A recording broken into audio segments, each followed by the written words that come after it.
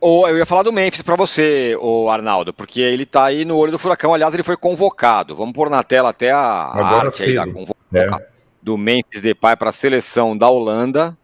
A gente coloca aí na tela. Enquanto você fala, ele tá no olho do furacão. Você cunhou essa expressão, se eu não me engano. Ele conheceu a parte bacana da Fiel, tarará, tarará. A outra parte vai saber, né? Depende do que acontecer nesse final de semana. Já no jogo contra o Barcelona, ele já foi cobrado por parte dos torcedores. Não no estádio, mas redes sociais, tal, reclamando do desempenho dele. Pois é, Tironi, tá aí a lista do Ronald Koeman, né, que veio observar o Memphis aqui de perto, né? E a Espanha vai jogar contra a Holanda na Liga das Nações. É importante essa questão, vamos falar da convocação do Memphis e a gente chega no derby decisivo, porque o derby decisivo da volta vai ser disputado na quinta-feira pós-data FIFA, né? Só que na Europa, com o Memphis aí, até a data FIFA na Europa ela tem mais lógica, né? Então o Memphis joga a sua última partida, se for titular, no domingo e não na terça. Então teria tempo suficiente de voltar e participar, se for o caso, da partida de volta na Neoquímica Arena. É engraçado, né? Porque quando o Corinthians contrata o Memphis, é um pouco essa situação que a gente fala, e o Mauro citou um pouco da tal da agenda positiva. O Memphis Depay sempre foi o jogador ou a figura que ele está sendo no Corinthians. Ele é um jogador tecnicamente bom, ele é um jogador que tem recurso, ele é um jogador inteligente, mas não é exatamente um jogador competitivo, que se esforça. Como é que é, Juca? Qual que é a sua expressão? Competitivo, né? É a palavra da moda, né, Juca? Para qualquer time de futebol, né? Não é exatamente, nunca foi um jogador competitivo, né? Isso. E até por isso ele estava sem clube, né, quando o Corinthians o contratou no momento da janela, ali no final da janela do ano passado, né, em setembro já, da data do aniversário do Corinthians. O Corinthians contrata o jogador que tem essa característica. Na chegada, esse lado, o time emenda uma sequência de vitórias. E como eu te falei, Tironi, ele viveu, e o Corinthians viveu, uma lua de mel muito interessante no ano passado. Ele se envolve com... Não é convocado mais naquele ano, então ele não se ausentou do Brasil. Pelo contrário, mergulhou no Brasil, nas comunidades, tudo muito legal, acho legal. Tem esse estilo além do personagem, né, do superstar, né, a lá Neymar, que ele sempre teve, a questão da música, a questão das redes sociais, sempre foi assim. E isso funciona muito quando o time de futebol em que ele joga está ganhando. Quando o time de futebol em que ele joga está perdendo, ele não vai ser o cara que vai tirar o coelho da cartola e vai salvar pelo envolvimento, comprometimento o time. E nesse ano, as coisas no Corinthians, no campo, elas não foram tão bem como foram no ano passado. Em relação a ele especificamente, tem o episódio da camisa 10, né? Aí, acho que o Juca vai concordar comigo.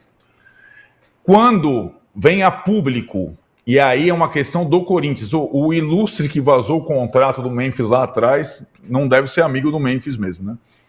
Quando vaza o contrato do Memphis, com todos aqueles detalhes bizarros, além de ser o maior salário do país, e vem a questão da camisa 10, existia ali uma fagulha de crise. Se o Memphis fizesse questão da camisa 10, nós teríamos um problema. Poderíamos ter o problema interno em relação ao Galo, que não gostou de perder a camisa 10, mas poderíamos ter um problema externo. Eu não sei se o Mauro concorda comigo, é mais ou menos como o Gabigol assumir a camisa 10 do Flamengo. A diferença de que o Gabigol herdou a camisa 10 porque o Diego se aposentou. Dessa vez o Memphis tungou a camisa 10 do Garro, que está lá ainda. A partir do momento... Se vocês repararem bem como mudou a situação do Gabigol depois que ele virou 10. Por quê? Porque ele não percebeu que para ser o 10 do Zico, ele precisava ser muito mais do que uma celebridade. É a mesma coisa com o Memphis. Para ser o camisa 10 do Corinthians e roubar a camisa do melhor jogador, ele precisava ser comprometido também, né, Juca? E ele não é. E aí, eu fiquei impressionado, de fato, com o dia seguinte da eliminação. É todo mundo em cima do Memphis, o Trajano tem razão. É todo mundo. E tá certo. O cara que ganha 3 pau por mês, que exige a camisa 10, tem que ser cobrado por qualquer coisa que ele faça ou não faça ou deixe de fazer. Né? E a musiquinha que o Juca quase entrou é assim: se o Corinthians não ganhar, olê, olê, olá, o pau vai quebrar. Vocês lembram dessa? Essa música, a torcida no Corinthians não canta há muito tempo. A torcida do Corinthians tem sido a maior parceira do presidente, da direção, da comissão técnica, do Memphis. Ela está carregando o time na unha, mas já fez algumas advertências nas redes sociais. E aí, Mauro, eu acho que é aquela questão, o Corinthians e Barcelona, para o torcedor do Corinthians, sobretudo para a torcida organizada, é muito menor do que o Corinthians e o Palmeiras. A Libertadores é muito menor que o Derby. Até porque o Corinthians não tem tradição em Libertadores, o Juca falou, não tem nenhuma tradição em Libertadores. Ganhou uma só, numa aberração, num campeonato perfeito que ele fez em 2012. E aí é o que o Tironi falou, se daqui a não sei quantos dias, na volta, na quinta-feira, o Corinthians não ganhar o título em sua casa diante do Palmeiras, e o Palmeiras foi tetracampeão, o castelo vai ruir. E essa aliança da torcida com a direção, com o time, com a comissão, acabará. E o Memphis vai ser um dos principais alvos. Você pode estar tranquilo. O Memphis agora está mais para Rames, né, nesse momento. E a gente sempre falou dessas situações, né, inclusive pela convocação da seleção agora, do que para outro jogador que venha e tome conta dos corações corintianos.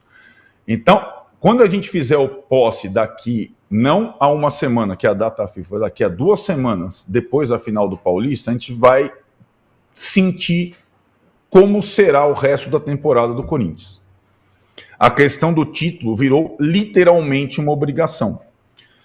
E a perspectiva atual, ela não é das melhores, né? O Corinthians, para mim, tem que sobreviver ao primeiro jogo no domingo, que é no campo do Palmeiras, tendo o desgaste de ter jogado na Libertadores, para poder decidir em casa na próxima quinta-feira. E aí, para sobreviver ao Palmeiras, mais do que do Memphis ou do Galo, que está baleado, ele vai depender de uma cartada, talvez tática, alguma estratégia que a dupla Dias até agora não foi capaz de determinar, sobretudo em jogos fora de casa, né?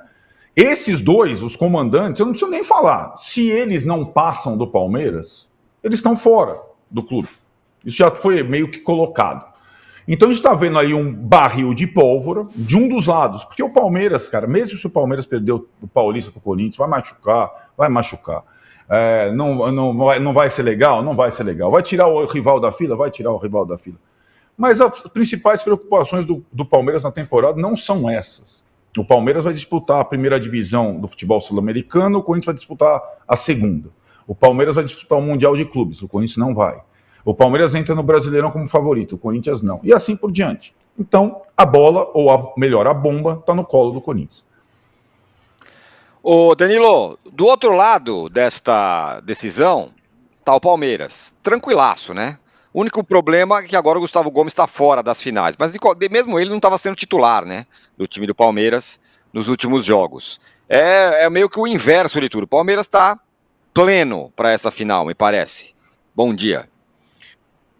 Pois é, bom dia a todos. Eu tô assustado que a gente ainda não falou que o Corinthians saiu de Itaquera aplaudido, né? Pensei que alguém fosse falar desses aplausos aí. O Corinthians saiu de lá aplaudido, Lembrei até do Trajano da vez lá, lembra Trajano, que a gente brigou aqui no programa por causa dos aplausos e tal. O Corinthians saiu aplaudido porque a torcida quer apoiar e quer ganhar esse título de qualquer jeito, porque eu tenho certeza que não tem nenhum corintiano satisfeito com o que o Corinthians fez nessa Libertadores. E se tiver, tá meio maluco, né? Porque o Corinthians foi muito mal nessa Libertadores.